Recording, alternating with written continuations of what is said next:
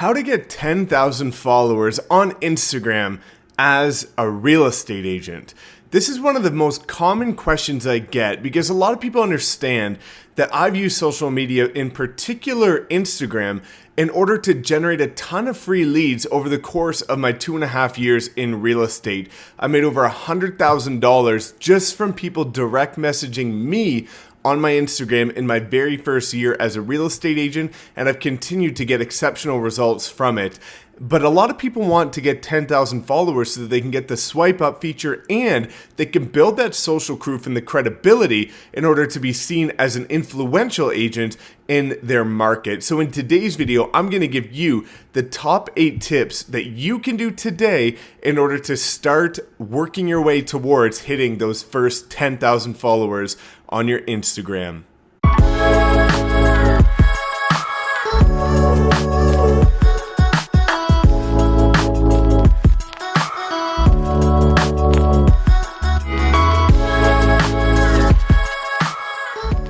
What's up, everyone? My name is Mike Sherrard. Thank you so much for tuning in as always. And if you're new, welcome to my channel. If you love learning tips, tricks, and secrets on how to grow your real estate business and do it in a scalable way that also gives you time back, please make sure you subscribe and lightly tap that notification bell. So as mentioned in the introduction, today I want to share with you something that I get asked almost on a weekly basis from people direct messaging me, friends on Instagram, people on Facebook. I commonly get this question because 10,000 seems to be the magic number that a lot of people are working towards. It sets you apart from the crowd.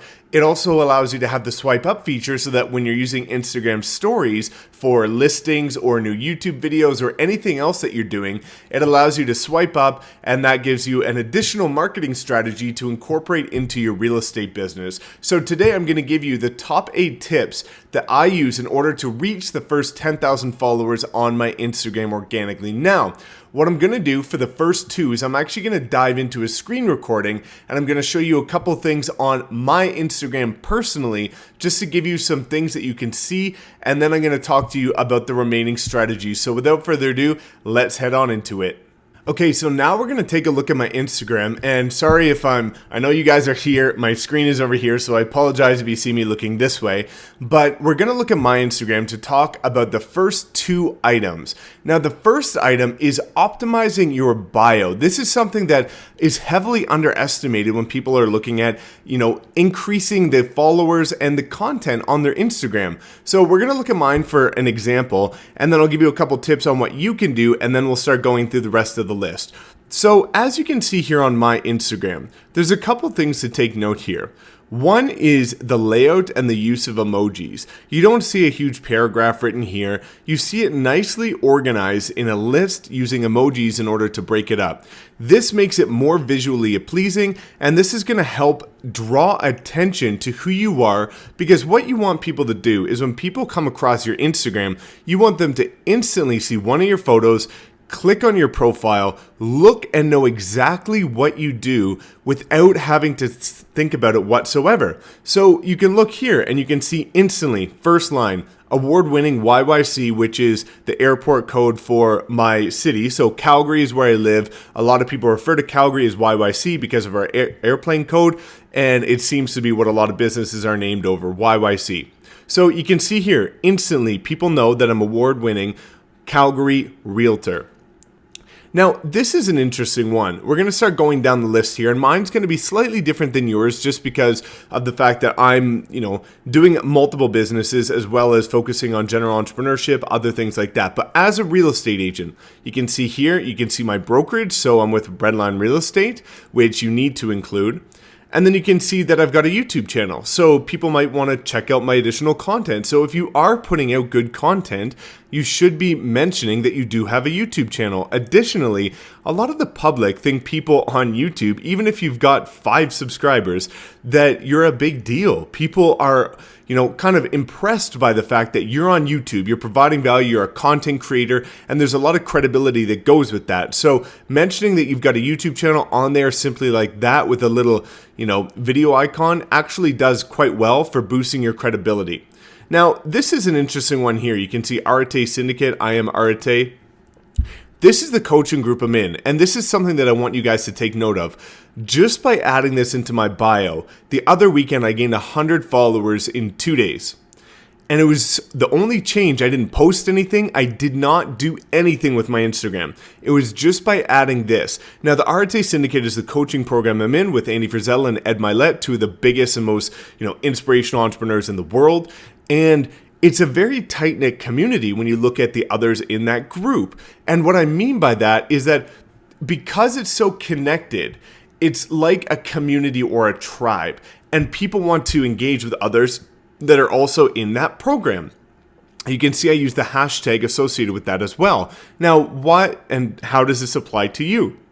This applies to you because I can't stress enough the importance of engaging with other people that are in a similar community as you. So if you have a certain passion, whether it be cars, horses, coffee, beer, anything that you're interested in, hiking, outdoor activities, running, if you're part of a club or some sort of group, please make sure that you include that in your bio because it's going to show others who resonate with the same community that you relate to them. And people like to follow people that have similar interests. So if you can include things like this, this works wonders for you. Now, some people are going to ask about the hashtags.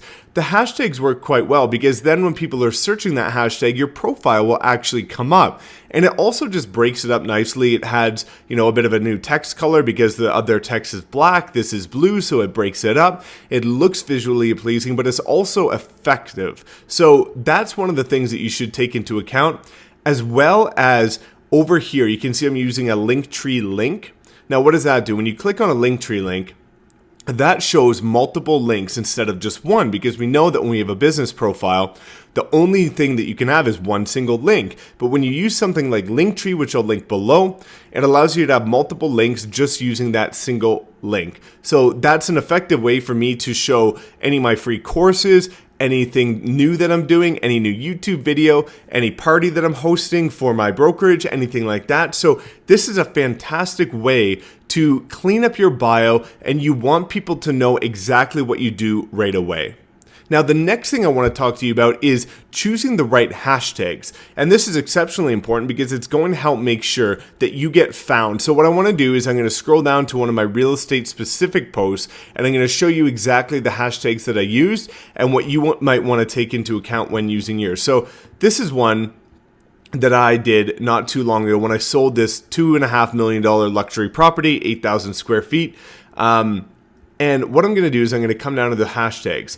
Let me break these down for you because this is something that you need to take into consideration, is breaking your hashtags into different segments. I like to break it down into your local area, your passions and interests, photo specific, and industry specific. So let's break those down. You can see here. So YYC, Calgary, YYC business, YYC life, Calgary life. All of those, Calgary real estate, all of those are Calgary specific. Those are specific to my local city. Now let's look at industry specific. We've got luxury real estate agent, realtor, real estate, realtor life. We've got a bunch custom homes, $1 million listing, luxury homes. All of these have to do with our industry. So we want other people from the real estate industry to follow us. Now, a lot of people ask me, well, Mike, what if I only want local people to follow me? What you need to understand is that other realtors are going to engage with other real estate agents' posts because they relate to it. The general public doesn't relate to many realtors because it's simply not their industry. So there's nothing wrong with a lot of realtors following you because they're going to be the ones that are cheering for your wins. They're going to be the ones supporting you when you have, maybe you lose a listing. They're going to be the ones that engage with your content because they also relate to similar positions that you're in. Now let's look at passions. Over here, so 100 to 0, max out, dues paid, 10x, RTA Syndicate. What are those? Those are my passion for entrepreneurship. Those are relating to, 10X is Grant Cardone, Max Out is Ed Milet, 100 to 0 is Andy Frisella. So all of those are relating to me as an entrepreneur. And that's something that's going to help engage with the other community members that are very driven, motivated, inspiring, and can relate to people that are really on the up and up, pushing to achieve excellence in life. Now, the final one is photo specific. Similar to the industry, I don't always use luxury homes, luxury real estate, mansion, but because this is a mansion and a luxury property, I include those because it's property specific. So those are something that you need to take into account so that you can understand exactly what to do. Now, the next thing I want to talk about is actually using thought-provoking captions. And this is something that, again, is extremely underrated. Not a lot of people do, but makes the biggest difference. Similar to YouTube, Instagram's algorithm takes into account watch time. And what that is how long people spend looking at your photo or your video or anything else that you're doing on your Instagram feed. So not only does writing a longer description make the watch time increase, but usually if you write a longer description, there's more thought behind it and you want people to engage with your content. So when you use a thought-provoking caption, that's more likely to get additional engagement. Now let's look at this, for example. 79 comments on this one. So must read. This is me, no filters, but seriously, hear me out. I'm struggling. One of the most humbling takeaways from the RTA Live was the admittance that everyone is struggling. So this was an honest post about me talking about the fact that we do go through hard times. No matter how good our social media looks, no matter how good people perceive us as entrepreneurs, realtors in business, there's going to be tough times, but everybody's going through tough times. And by bringing everybody into the fact that they're struggling at some point, it relates to other people so they can start resonating with this. As a real estate agent, if you talk about some of the struggles of, the sacrifices you make of always having to work weekends and evenings and, some of the times where you're going to work for a client and then they're going to decide not to buy or sell and you put all that effort and got nothing out of it. The struggle is something that everybody can relate to. So you can start to see the fact that there was a ton of comments of, very influential people resonating with this, right? So you can see a lot of big figures here, a lot of people, Ed Milet, one of the biggest entrepreneurs in the world, resonating with this. And that's going to show that you're real and transparent, honest, and authentic. So that's one of the biggest things is writing thought-provoking captions. If you've got maybe a motivational quote or an inspirational quote, don't just write the quote. Write the quote and then in a longer form caption, write how it impacts you, how it might influence others and how it might impact their life, why that resonates with you, and the like. So making sure that you're not just posting, just to post, you're posting with intention and in a tactical way. You want to be using Instagram as a tool, not a toy.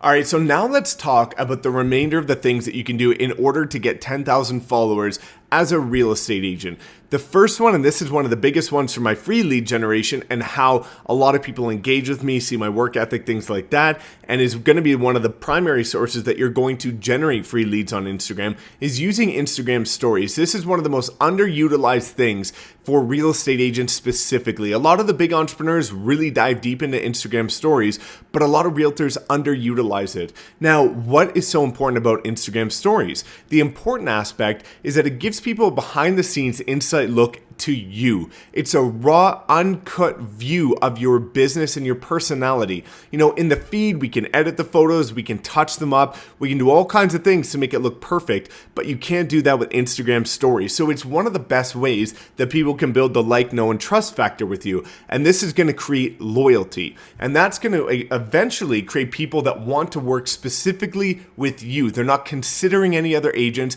They want to work with you. And in turn, it's going to help build credibility and start to gain more followers. Now, one of the ways you can gain more followers by increasing your engagement on Instagram stories is using hashtags. So you can use hashtags on Instagram stories, which again is going to help you get found in multiple different segments. So for me, whenever I'm posting an Instagram story, I use the YYC Calgary hashtag, which is my local area. So whenever people are searching for that hashtag, if they're looking at the story section, they're likely going to see my story. And if it's some sort of, funny or interesting or unique story, people are going to check out my profile and then follow me. Similar with including realtor, realtor life, real estate agent, real estate. If people are looking at those hashtags, there's a potential that they're going to come across you as well. And if you're one of the agents that's showing some interesting stuff behind the scenes, that's more likely that other agents are going to start to follow you. So Instagram stories is a gold mine, and it's one of the most foundational things that I put a lot of time and effort into,